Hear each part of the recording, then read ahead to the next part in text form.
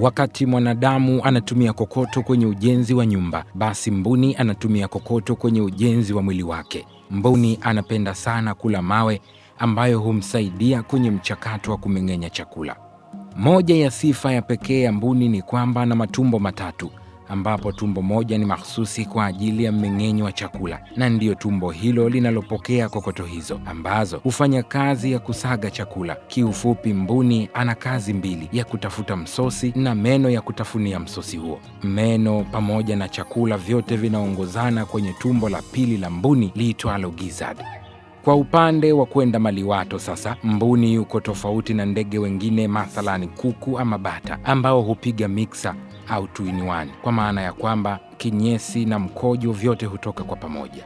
Mbuni yeye ni kama binadamu tu, anaenda haja ndogo na kubwa pia.